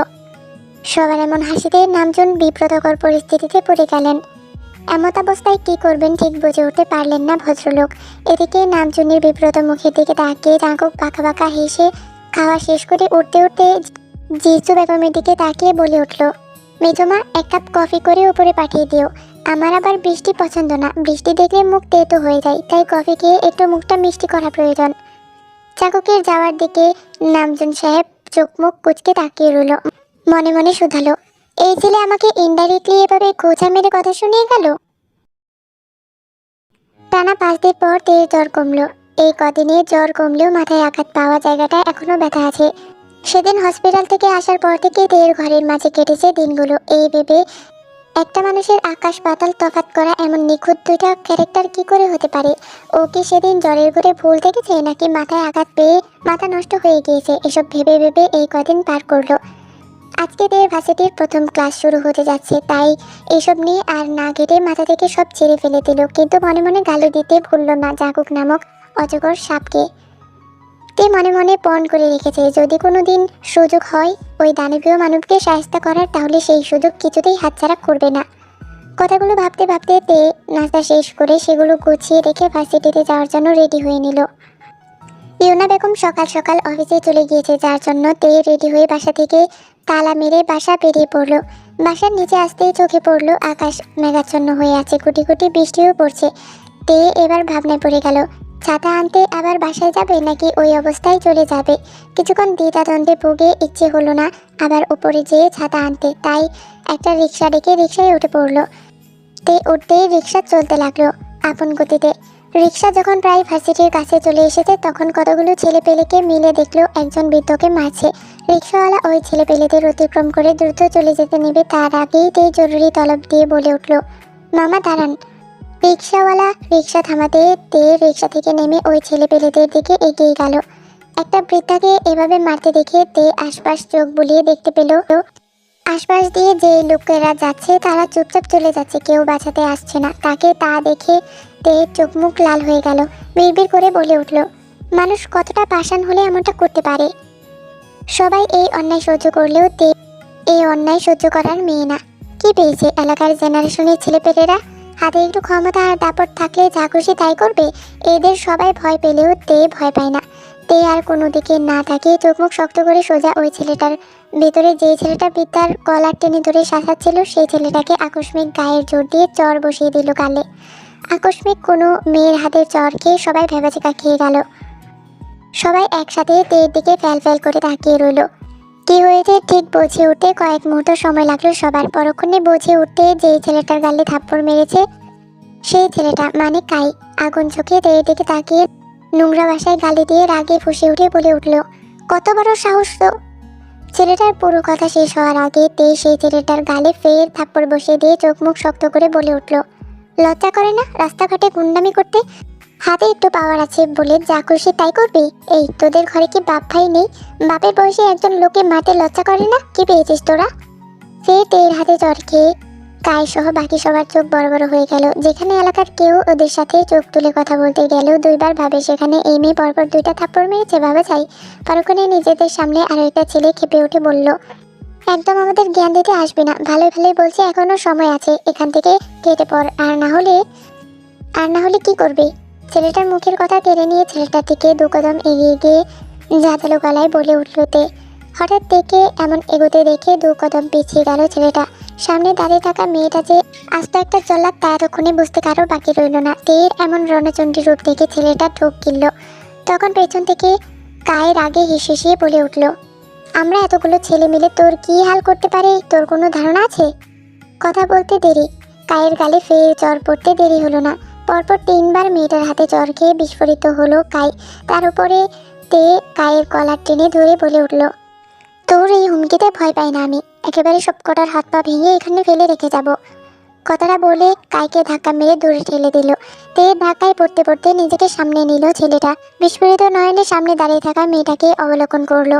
মুখ থেকে অস্ফুট স্বরে বেরিয়ে আসলো, কে এই জল্লাদ মেয়ে? অবস্থা বেগতিক দেখে ছেলেগুলোর মধ্যে একজন পিছিয়ে দিয়ে কাউকে ফোন লাগালো। ইতিমধ্যে খেয়াল করলো ওরা যাকে মারছিল সে ফাঁক বুঝে পালিয়েছে। লোকটা হাতছাড়া হওয়াতে ভয়ে ঢোক গিলল ছেলেটা। ফোন করতে লাগলো কাউকে। 2বার কল করার পর 3য়বার কল রিসিভ করে ছেলেটা সংক্ষেপে সব খুলে বলতে ফোনের ওপাশে থাকা ব্যক্তি কর্কশ গলায় হুকুম ছুড়ল, ওটাকে ধরে বেঁধে ক্লাবে নিয়ে যা, আমি আসছি। এই বলে খট করে ফোন কেটে দিল। বৃদ্ধার বেশে এক লোক জাঙ্কুকের ফলো করছিল বেশ কয়েকদিন ধরে। বিষয়টা জানতে পেরে জাঙ্কুকের রক্ত টকবক করে উঠল। বিষয়টা জানতে পেরে ওর সাঙ্গপাঙ্গদের হুঙ্কার ছেড়ে হুকুম দেয় 1 ঘন্টার ভিতরে এই লোকটাকে খুঁজে মুখ থেকে কথা বের করতে। তাদের হুকুম পেয়ে ছেলেপেলেরা বেরিয়ে গেল ওই লোকটাকে ধরে কথা বের করার জন্য। কিছুক্ষণের ভেতর ধরেও ফেললো। মুখ থেকে কথা বের করছিল না, তাই উত্তম কেলানি দিচ্ছিল। তখন একটা মেয়ে এসে ওদের কাছে ব্যাঘাত ঘটিয়েছে। এমনকি ওই মেয়েটার জন্য ওই লোকটা হাতছাড়া হয়ে গিয়েছে। সব শুনে জাঙ্কুকের খেপাটে মেজাজ আরও খেপে গেল। জাঙ্কুক ফোন কাটতেই সুগা চোখ বড় বড় করে বলে উঠল, দোস্ত ওটা কি আসলেই মেয়ে নাকি জিন বুঝছিল? এতদিন শুনে এসেছি জিন বলতে কিছু একটা আছে, আর এখন সচক্ষে দেখবো। আমি শিওর ওটা জিন। কোনো মেয়ের অন্তত ওই করে যা এখনো হয়নি যে জীবন চাকুকের লোকেদের গায়ে হাত তুলবে। এমনি মেজাজ টঙ্গে উঠেছিল। তার উপর সুগার এমন আজারা কথা শুনে জাকুক দাঁতে দাঁত চেপে বলে উঠল, তোর মুখ দিয়ে যদি আরেকটা আচার কথা বের হয় তাহলে এমন জায়গায় মারবো 2য়বার শব্দ উচ্চারণ করার সুযোগ পাবি না। জাকুকের এমন হুমকিতে সুগার ঠোঁটের উপরে হাত দিয়ে শুধালো, এই যে চুপ, আর একটা কথাও বলবো না। কথাটা বলে মনে মনে বলে উঠল, শালা সারাক্ষণ হুমকি দেওয়া ছাড়া আর কোনো কাজ নেই। ভালো কথা বললেও এর মেজাজ টঙ্গে উঠে থাকে। তোর কপালে যেন ওই জিন ভূতনি মেয়েই জুটে তোকে সোজা করার জন্য। উঠবি নাকি রেখে চলে যাব? চাকুকের কথায় ভাবনার ছেদ ঘটালো সুগা। ভাবনা থেকে বের হয়ে কথার মানে বুঝতে না পেরে বলে উঠল, কোথায় যাব? সুগার এমন অবুঝ প্রশ্নে জাকুক বিরক্তি নিয়ে খ্যাক করে বলে উঠল, ওই জিনভূতের সাথে তোকে বিয়ে করাতে যাব। চাকুকের কথায় 2 কদম পিছিয়ে গিয়ে সুগা বলে উঠল, অসম্ভব। চাকুকের বিরক্ত এবার আকাশ ছুঁই হয়ে গিয়ে ঠেকল। আর কোনো কথা না বলে বাইক স্টার্ট দিতে যাবে তার আগে সুগা দৌড়ে বাইকের পেছনে উঠে বলে উঠল, শালা পাষাণ, আমাকে এই জায়গায় একা রেখে যাচ্ছিস? যেই কাজের জন্য এখানে এসেছি তার কিছুই তো হলো না, মাত্রই আসলাম। সুগার কথার কোনো প্রতিউত্তর করলো না। জাঙ্কুক নীরবে শাসা করে বাইক নিয়ে ফিরে যাচ্ছে আবার আগের গন্তব্যে। একটা জরুরি কাজে জাঙ্কুক আর সুগার ঢাকা ছেড়ে কিছুটা দূরে জায়গায় এসেছে। এখানে এসে পৌঁছানো মাত্রই পোলাপানি থেকে ওই কথা শুনে আবার ব্যাক করলো। যেহেতু ঢাকা ছেড়ে কিছুটা দূরে চলে এসেছিল তাই ঢাকা ওদের গন্তব্যে পৌঁছাতে 3 ঘন্টা লেগে গেল। 3 ঘন্টা পর ক্লাবে পৌঁছাতেই জাঙ্কুকের সামনে হুমড়ি খেয়ে পড়লো ছেলেপেলেগুলো। জাঙ্কুক সবার দিকে তাকিয়ে দাঁতে দাঁত কটমট করে বলে উঠল, ঘাস খেয়ে বড় হয়েছিস? সব কয়টা যে মেয়েটার সাথে পারিস না, উল্টো সেই মেয়ের হাতে মার খেয়েছিস। চাকুকের কথায় কায় ঠোঁট উল্টে বলে উঠল, ভাই এর আগে কখনো মেইলি কেসে জড়ায়নি। আপনিই তো কড়াকড়ি হুকুম দিয়েছিলেন যেন কোনো মেয়ের গায়ে হাত না তুলি, তাই বুঝে উঠতে পারিনি কি করব।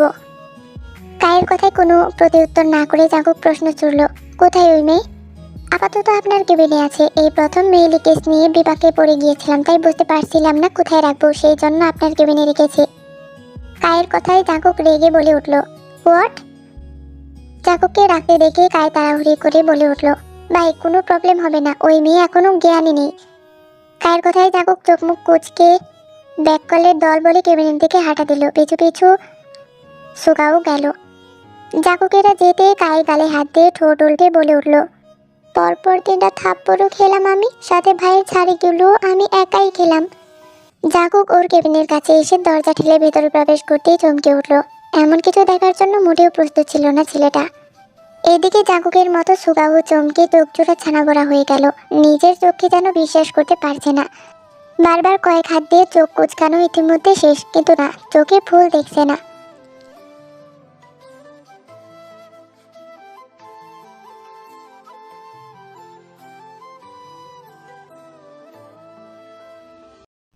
তো হেয়ার মিস, কেমন আছো তোমরা সবাই? গল্পের প্রথম পর্বটা কত বড় দিছি তোমরা একবার কল্পনা কইরা দেখতাছো? 1 ঘন্টা প্লাস, OMG এত বড় পর্ব দিছি। তো লাইক কমেন্ট একটু বেশি বেশি করেই করো। আর ভিডিও কিন্তু দয়া করে ডাউনলোড করে দেখো না, ভিডিও ডাউনলোড করে দেখলে আমার চ্যানেলের ক্ষতি। তোমরা প্লিজ ভিডিও ডাউনলোড করে দেখো না, ইউটিউবেতে দেখো।